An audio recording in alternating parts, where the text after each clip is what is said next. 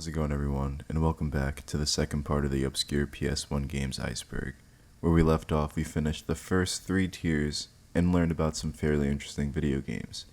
If you haven't already, I recommend you watch the first part of this iceberg. You could watch it before this one, you can watch it after this one, I just recommend that you watch it. So, nonetheless, let's not waste any more time, let's just delve back into the obscure PS1 games Iceberg. Tier 4, Swagman. Personally, when I hear Swagman, 2 things pop into my mind. Soulja Boy Tellum and Darnell from high school. And not a scary, shadowy figure with sharp teeth that lurks in the darkness. You play as a young boy named Nick, and Nick awakens to find himself in a strange dimension, after speaking to a figure calling itself the Scarab, and claiming to be the boss bug of Nick's collection, whatever the hell that means, and the veteran of all things dark and dank. The Scarab then explains that the dimension Nick finds himself in is known as the Realm of Night, and that things have been becoming more malicious since a being known as the Swagman has been lurking in the shadows, and spreading his evil influence all over the realm. Nick then speaks to a sister that has been shrunk and trapped in a bird cage. She informs Nick that she's scared and has no idea what's going on. Hell, I'd be confused too if I just woke up and I was a bird all of a sudden. That's when Nick concludes that the storybook they had read about, the terror of night known as Swagman, that preys on people while they're sleeping, this sounds awfully familiar to a very particular horror movie character. But this character, Swagman, traps people while they're asleep in their nightmares and causes his victims to never wake up. Now Nick must traverse the night and battle his way through green skeletons and voids that spit fireballs, all in an effort to free his sister and defeat the Swagman, to not only free themselves, but the countless other souls that fell victim to the horrors of Swagman. Eggs of Steel. Have you ever wanted to play a game where the main character is a humanoid Eggman on a quest to put an egg to a sentient steel factory that's trying to kill him? Well, boy oh boy, do I have the game just for you. Charlie Taconite accidentally spills his coffee on his workstation while reaching for a delicious donut, causing a malfunction in the systems and causing the machines throughout the factory to go haywire and channel their inner GLaDOS. Charlie must now traverse through 43 levels and defeat a total of 12 bosses to shut down this deadly sentient factory. And did I mention this game was put together by the creators of the Persona and Shin Megami Tensei series? Carnage Heart. You know what I love more than video games about super mecha death robots? A turn-based strategy game about super mecha death robots. And Carnage Hearts is just that. As the player, you play the role as a top commander in a war fought solely by robots called Overkill Engines, or OKEs for short. However, unlike other strategic military turn-based games, these robots are not directed during live combat, but rather they are pre-system. You can also buy new parts and equipment as well as research and upgrade parts for the OKEs that can be used to enhance the mech's battle performance. Other than that, the game doesn't have much going for itself. Shadow Tower. This game is the Dark Souls of PlayStation 1 games. Not just because it's a difficult game to play, but also because From Software did develop this game.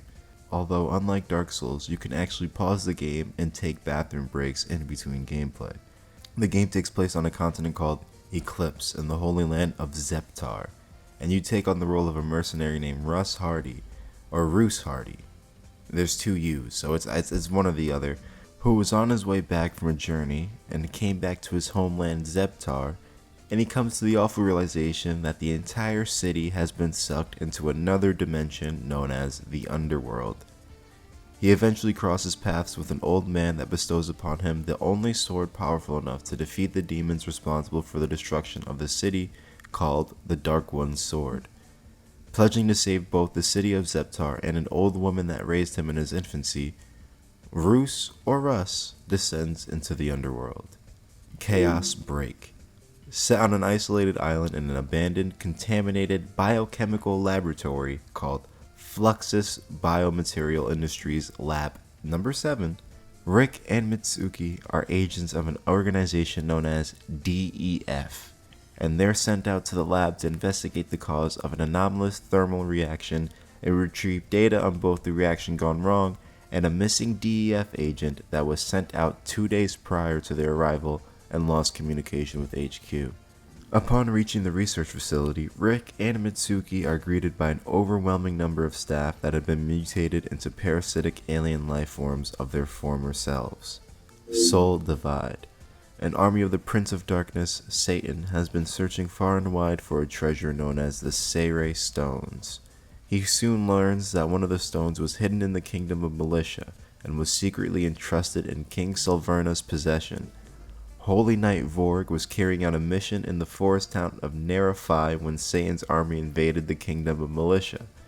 Hearing the news, Vorg immediately makes a return trip to Militia, only to find that the kingdom had been devastated upon his return. After a long and dreadful 7 years passes, Satan has made the castle of Silverna his new domain, as well as possessing a magical weapon known as the Soul Divide. A weapon that is one of 2 mythical weapons known as Helos. Vorg, now strong enough to take on the Prince of Darkness, as well as possessing the second half of the Helos pair, makes his way to the ruins of his beloved hometown on a quest to defeat the evil prince and avenge his fallen king and kingdom. Ball Breakers. After being falsely accused for a crime you didn't commit, you are sentenced to spend an eternity in an ultra-violent galactic prison and forced to partake in a futuristic gladiatorial sports game head-to-head against other convicts suffering the same fate as yourself. However, these convicts are the most violent and vicious prisoners the galaxy has to offer, fighting your way across the universe, beating any and all opponents with the hopes of winning back the freedom that was stolen from you. P.O.'d. You're a world-renowned chef that has perfected their craft. However, on an eventful trip of exploring the cosmos, you end up crash-landing on a strange and unfamiliar alien world where you must now use whatever tools as a means to survive. Equipped with a jetpack, drill, and the Left 4 Dead frying pan, you must traverse through 26 levels to uncover a way to escape this alien-ridden hellhole. Shadow Madness. Set in the fictional world of Arkrose, a mysterious plague that is spreading quickly among the land has just wiped out a town that was once called home by a man named Stinger, who just so happens to be the game's main protagonist. Set out on a journey to find out the cause of this population-ending plague, Stinger comes across many allies as well as enemies while making his way to uncovering the start of the cataclysmic events that devastated his hometown and soon the world. The Unholy War. A race of cybernetic beings known as the Technos were fleeing from an alien race known as the Hunters that were hell-bent on eradicating the Technos from existence. In the midst of the Technos fleeing, they end up strategically crash landing on a planet named Zara. This is because Zara has an unusual amount of radiation in its atmosphere that the Technos were hoping could mask their ships from the Hunters' radar scanners. While exploring the planet, they learned of an existence of a unique resource known as ore, and they decided that if they stayed on the planet and mined all the ore in Zara, they would become powerful enough to never have to worry about the Hunters ever again. But this would pose as a serious problem for the original inhabitants of the planet known as the Arcanes. The Arcanes did not fancy the idea of outsiders invading their planet and robbing it of its resources, which is fairly understandable given the circumstances, and they band together to form an allied group, the Arcane Forces. After a deadly war spanning over 2 decades, a peace alliance was eventually formed between the 2 races. However, there was one rule that was specified to never be broken between the 2 peoples. No 2 people, one from each nation, can have a baby. But as the saying goes, rules are meant to be broken, and this rule would eventually attempt to be broken by Katrina and Andrus, that ran away into the wilderness with each other. However, they were captured before they could manage to conceive a child. However, their capture would lead to yet another deadly calamity, the Unholy War. 1. 1997. As a player, you take control of a man named John Kane, who awakens on the floor of an apartment building with none of his memories intact and one of his arms replaced by a Mega Man blaster. However, whatever you've done prior to waking up has caused every law enforcement agency to go on an all-out manhunt to bring about your end. Pursued across the city and countryside, your main objective is to uncover the memories of John, and your only clue to doing so is the barcode tattoo on the back of your neck.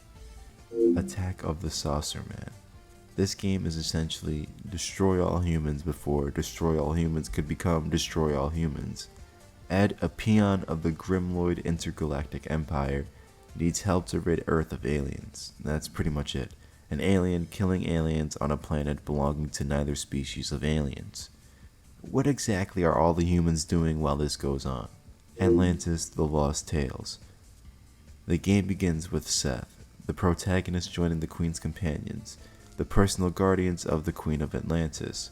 He discovers after he arrives that the Queen disappeared shortly before he joined. As the story progresses, Seth learns that a power struggle is taking place between the Queen and her consort Creon. Creon wishes to supplant Amu, the goddess of the moon, as the most worshipped of Atlantis' gods, replacing her with Sat, the sun god. He then wants to conquer the world in the name of Sat, using a new weapon he has developed. The weapon is revealed to be half of a crystal that is capable of granting immense knowledge to its holder. Long ago, the crystal was split into light and dark halves, and the halves were hidden in Easter Island and Stonehenge respectively. Creon found the dark crystal, which is a side effect of driving its holder mad. Seth retrieves the light crystal from Easter Island, then returns to Atlantis to face Creon. After Creon's defeat, the weapon he built causes a volcano on Atlantis to erupt. Seth and a few survivors are seen sailing away from Atlantis as it sinks into the sea. Fade to Black.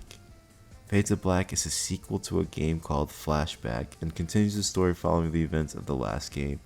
The game's protagonist, Conrad Hart, Kevin Hart's fifth cousin, once removed, destroyed the planet of hostile aliens called the Morphs and went into suspended animation in a spaceship that floats aimlessly through outer space. In the year 2190, 50 years later, he is found by the Morphs and imprisoned in the lunar prison of New Alcatraz. There, he is rescued by a man who introduces himself as John O'Connor, who tells him that the Morphs beat him to Conrad's ship and leaves Conrad a few items of interest, a PDA and a handgun. Conrad soon makes it to John's ship. They blast off, Morphs start attacking them, and they teleport to the space. They meet this lady named Sarah Smith. Then a whole long process of events take place, and the game has two endings, and I actually think it's three endings. Yeah, it's a pretty crazy game. Check it out. Auto Destruct.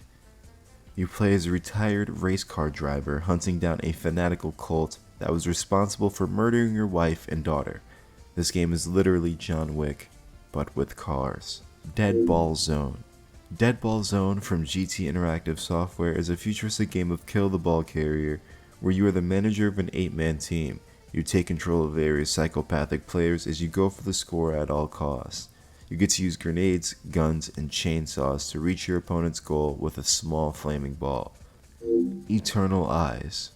Luke and his sister Elena are two orphans living in a small house in the kingdom of Gross. Gross. It's probably Gross. They have two good friends, Mouse and Nicole. One day while exploring a local cave, the four youths find a mysterious jewel. Later they travel to the city of Goondocks, where they find a similar jewel, along with a note left to them by Luke's and Elena's parents.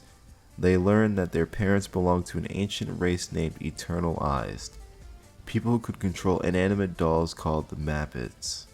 Now the four heroes have to learn the power of controlling Mappets and to stop a villain from resurrecting the goddess of destruction. World's Scariest Police Chases. This game is based on the TV series known by the same name, World's Scariest Police Chases, as you may have guessed it. You play as law enforcement, chasing down criminals in high-speed chases. It's reminiscent of the police mode in Need for Speed Hot Pursuit 2. Tier 5. Floating Runner. The villainous Zower.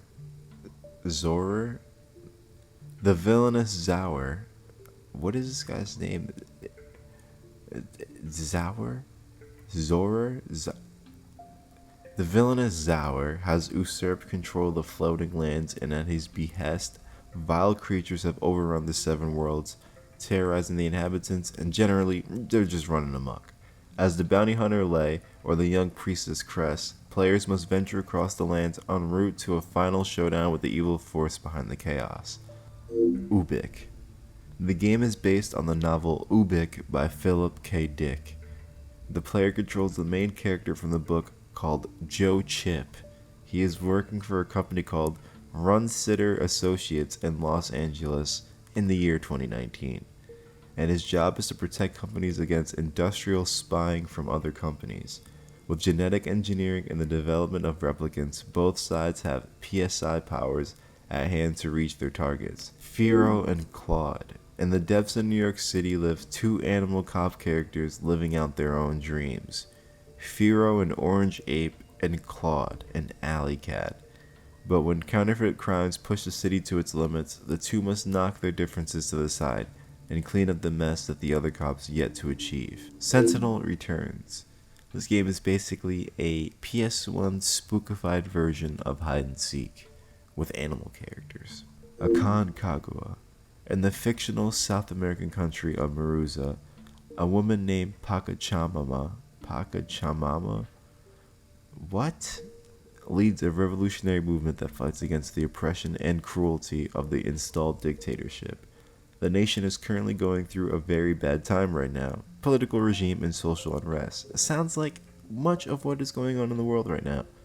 The game's main characters meet on an airplane, and while on this plane, all of a sudden a bomb is detonated, shattering the jet plane into pieces scattered over the frozen mountains of the Andes in Aconcagua.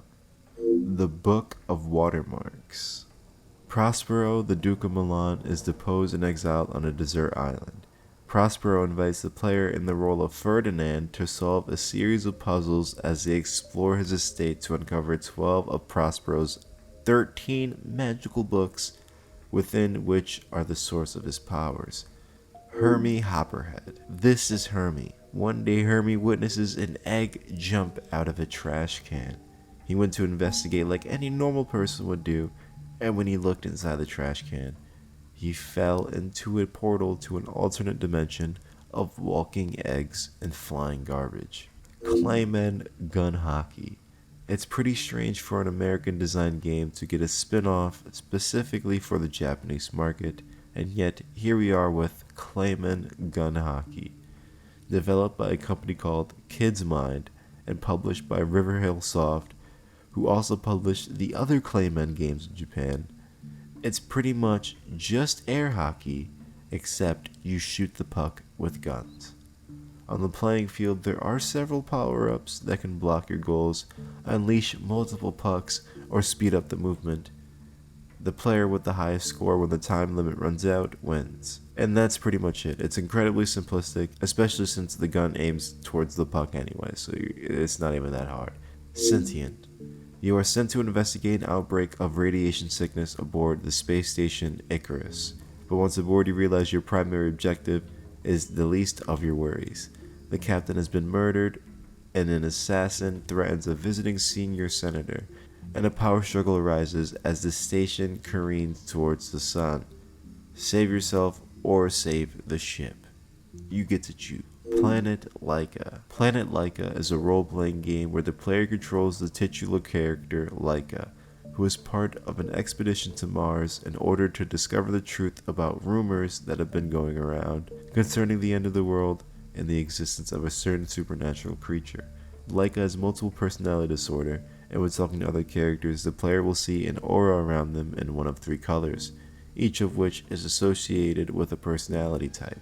Yellow for those who wish to attain physical beauty, red for people who are strong and violent, and finally blue, who are psychotic but very crafty individuals.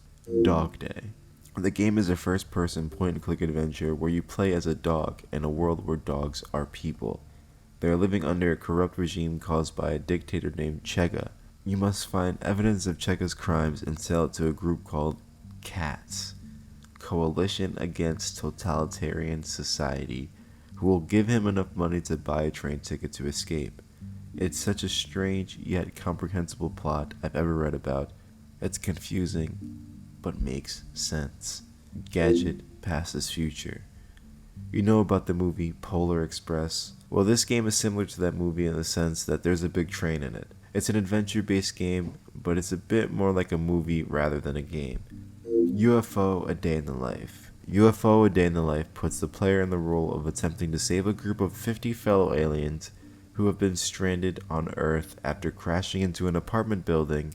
However, the aliens are invisible and the player is unable to actually see the alien they are trying to rescue. To this effect, the player must use a device called Cosmoscanner, a kind of camera to reveal the creatures. Once a certain number of photographs have been taken, the player returns to the ship to develop the pictures.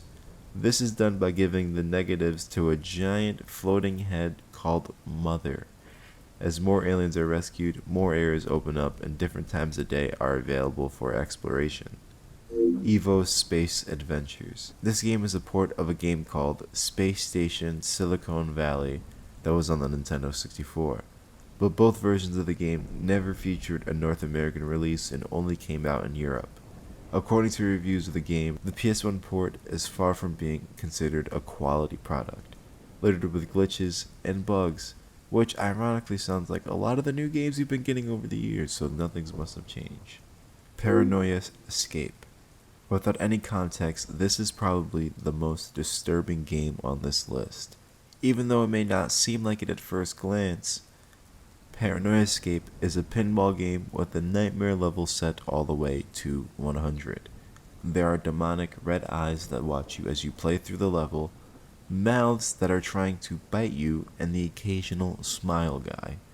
Now there are two questions that should be going through your head right now.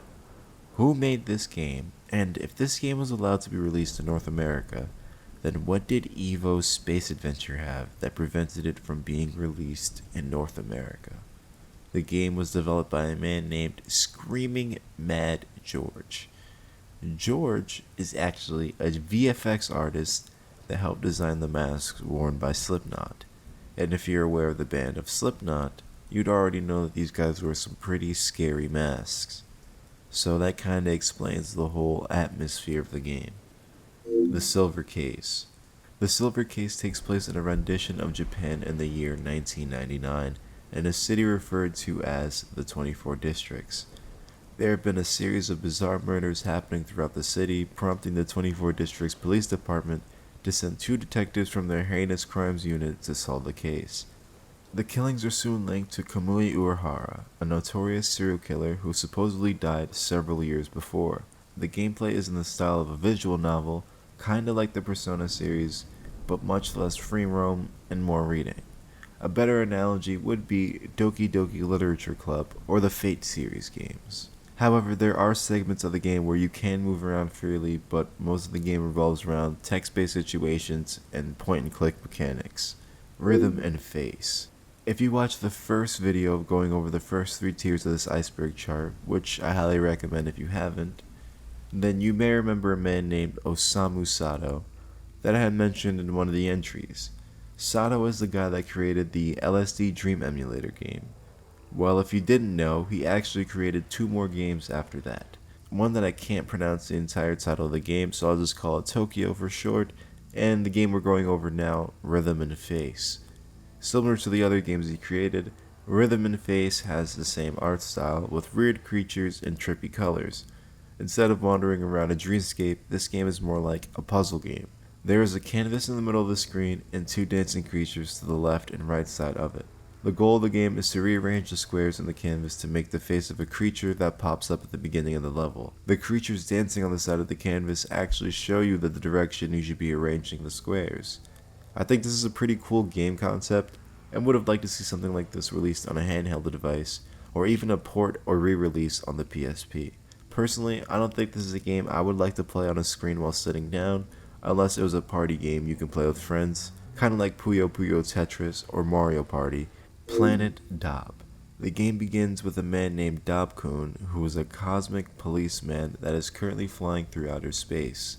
He eventually comes across a sign that he decides to follow, but he was unaware that this sign was actually part of a plan by an evil scientist named Dr. X, who is trying to trap Dob and perform experiments on him. After Dob-kun falls for the trap and is captured by one of the scientists working alongside Dr. X, they use a device called the Mind Light and is injected into Dob's consciousness. Eventually, Dob obtains a special suit that allows him to enter his own consciousness and venture through a city that dwells inside of his head.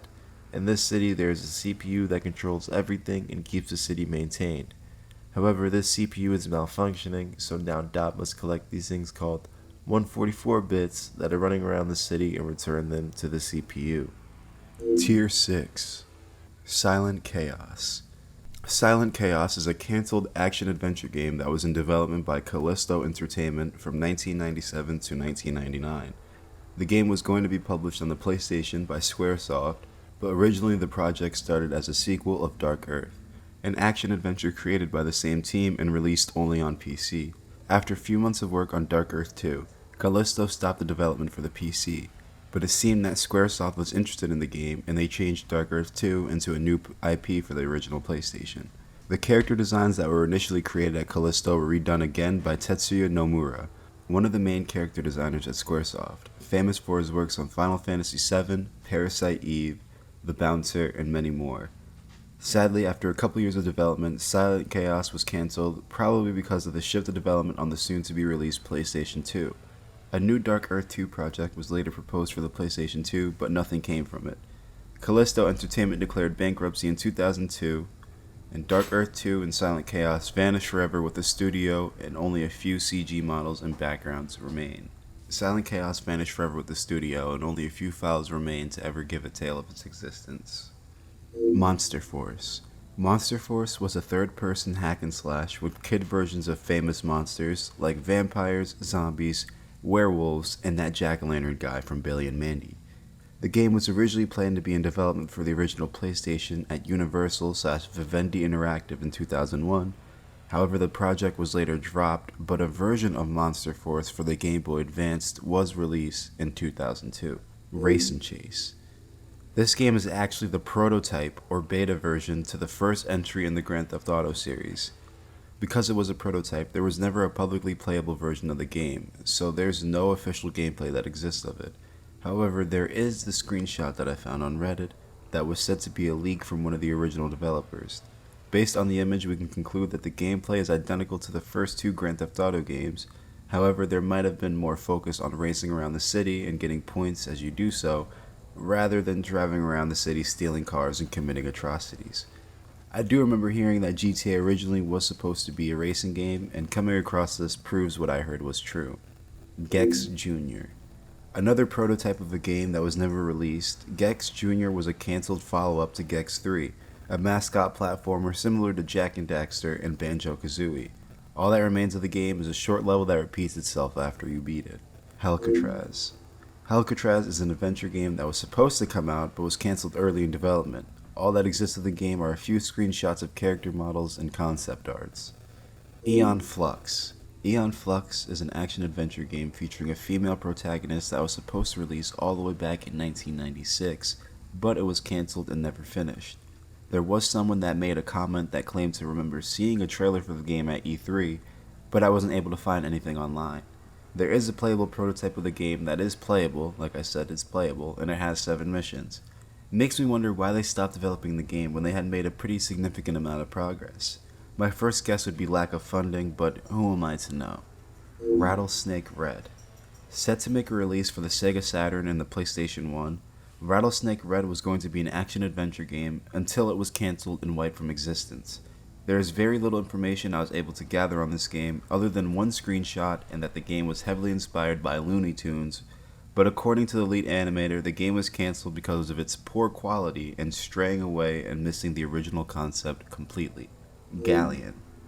This is an Xbox game and doesn't belong on this list, so we're just going to act like this was never here and skip right over it. The Killing Tool. A cyberpunk-style platformer that was in the process of being developed by the studio Dynabyte Software in the year 1996, but the game was cancelled and the concept art is all that remains. Deuce. From what I've read, this would have been a pretty cool game to play. So it's a card game, but not really a card game.